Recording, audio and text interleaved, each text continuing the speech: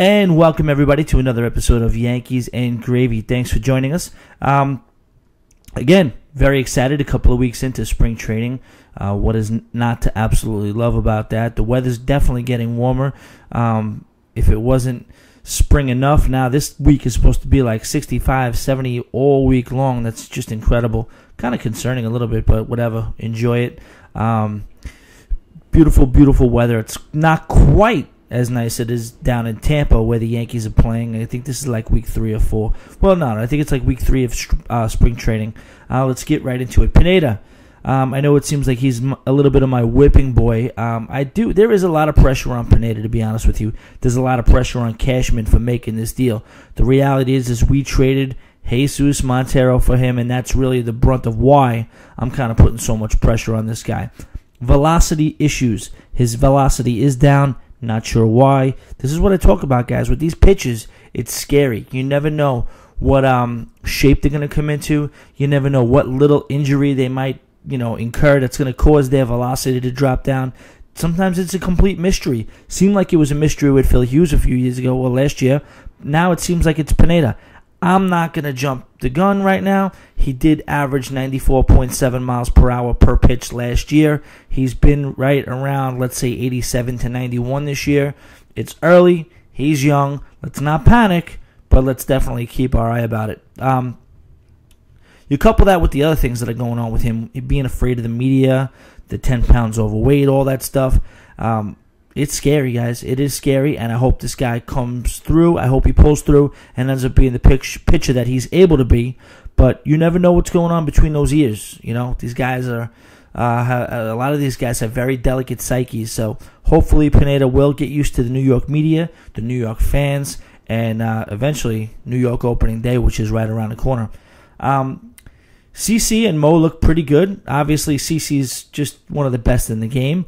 Hopefully he keeps the weight down, and hopefully they get to pitch him every 5th day instead of screwing around with the rotation. 6 days here. Let's try this guy. Let's try that rotation.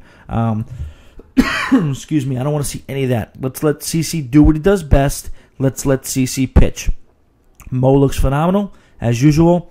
It's amazing. Do you realize he's 43 years old? The guy is 43 years old, and he is still pitching on a level that is just superior to anybody. It's going to be one of those things where this might be, it's going to be his last year. So every chance you get to watch Mariano Rivera, truly the best in the history of the game at what he does, take it in, guys. Understand it, appreciate it, and just watch him every time. Understand each time he pitches this year, it's going to be that much closer to the last time you see. And who said it on the air the other day? Yeah, it's not an everyday position player, but he is the Babe Ruth of what he does. So enjoy that. Robertson injury is huge. Obviously, the guy fell down a stair. Not even stairs, a stair. Hopefully, he'll be back well before the season opener. Robbie, can you do me a favor? You're a millionaire. You're on the Yankees. You're a very, very important piece. You're the heir apparent to Mariano Rivera. Can you please have somebody else carry your empty boxes up and down stairs or in and out of your house, whatever you got to do? Come on. We need you. Phil Hughes looks motivated, looks stronger, looks in shape, and he looks like he's throwing hard. He said in the beginning of the year that he had a little bit of he had a chip on his shoulder, a little monkey on his back. He had a lot to prove, and he's coming in looking good. So hopefully Hughes will deliver on what he's saying. The reality is that, I don't know. I like Freddie Garcia. Freddie Garcia is a great veteran pitcher. He knows what he's doing. He's crafty. He can get those tough outs. He can, he's good. But are you going to put Freddie Garcia, a 36-year-old guy, 37-year-old guy, however old he is, you're going to give him Phil Hughes' rotation spot? No. Freddie's got the makeup to be able to go into the bullpen. Hughes does too, as we saw it, but I think this is like a critical time for Phil Hughes. He's either going to go up and be that Ian Kennedy, we wrote Ian Kennedy off, and look what he's doing now. But he's going to be either that star-studded starting pitcher that we all thought he was going to be, or he's going to disappear into obscurity.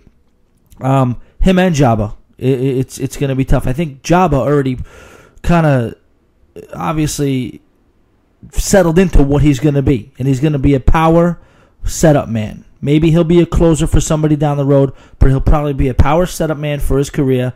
Could have been a great reliever. A closer. Could have been a great starter. Who knows? But I think we messed him up a little bit. I do not want to see us do the same thing to Phil Hughes. Let's give Phil Hughes one more chance to be who we think he can be as a starter, and let's get out of his way. And let's see it happen. Freddie, let's get you in the bullpen. You can help this team. You're going to strengthen what is already one of the strongest bullpens in baseball. Let's just get it done. Sweet Lou Piniella. Love it. Love seeing Sweet Lou in the mix.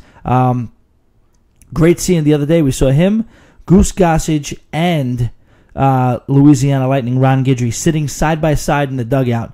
That's just history right there. Those three guys, when I started watching baseball, those guys were in uniform. Boy, does it make you feel old. But at the same time, great to see those guys in the bullpen. I don't know about the Booth, though. I don't know if he's just a little rusty. I don't know if he's got to work out the kinks. But he's entertaining in the booth. Not that smooth in the booth, though. I don't know how you guys feel about that. Maybe Sweet Lou should be maybe the new Kim Jones or something. Or I don't know what. But I don't know about listening to him in the booth. They got some good guys in there. Obviously Michael Kay is smooth. Obviously Singleton is smooth. Flaherty, one of the best in the game. Cohn's getting even better too. I don't know if there's a place in that booth for Sweet Lou, really. Manny Benuelos looking like, every bit of what we expected him to be or hoped he'd be. A nice homegrown pitcher. Love to see that. He's probably going to be in the rotation this year at some point. When do you ever go through the year having everybody in the rotation not get hurt? Usually it's multiple people. Hopefully we could see this guy this year. He turned heads last year. He had a great year last year. And I want to see these guys come up. I don't want to see these pitch counts too much. I want to see these guys up. I want to see them throwing. I want to see them making money. And I want to see them leading us to number 28. Let's make it happen. Nunez x-rays are negative. But he still has, his hand is still hurt. He said there's been no improvement on his hand. Nunez, you got to love. He's got a great bat. Awful in the field. Hopefully he worked on that a little bit. But, that bat, he's got a live bat, and would love to definitely see that thing coming off the bench or in a utility situation. Mentioned the other day, I love watching these spring training games. If you're watching the S Network and you're watching these spring training games, you're going to see a plethora of skanks walking past the home plate angle as the pitcher's pitching, in that main shot where the pitcher catcher batter shot. They just walk by. It's hysterical. Gotta love those Florida girls. If you think they are not at that game trying to get pregnant, you're out of your mind, because that's what's going on. A little bit of gravy. The New York Knicks. You guys watching the Knicks, man? I'm going to say one thing. I'm not going to spend a lot of time on the Knicks, but D'Antoni has to do one thing and one thing only. They look a mess right now. I'm telling you right now, they look bad. They look like they have no chemistry. They have some of the most talented players in the world.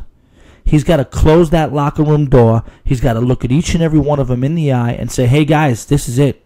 We're here. Melo, Amari, how do you want your career to be defined? You know what defines a career in the NBA, most sports, championships, okay? Forget about your scoring titles. Forget about your points per game. Forget about all your stats.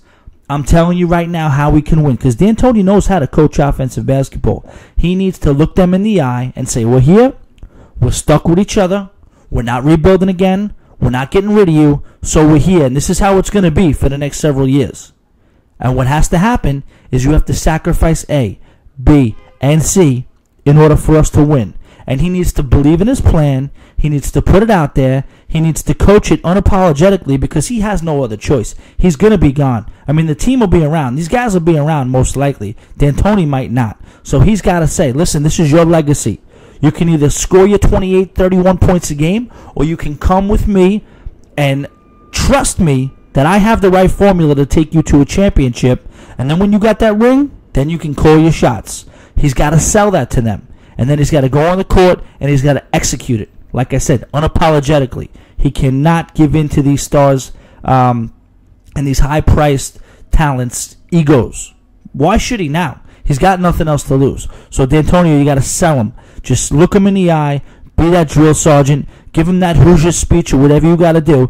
Because, Melo, listen, you want to win a championship? You can have the isolations and you can score 28, 31 points all day.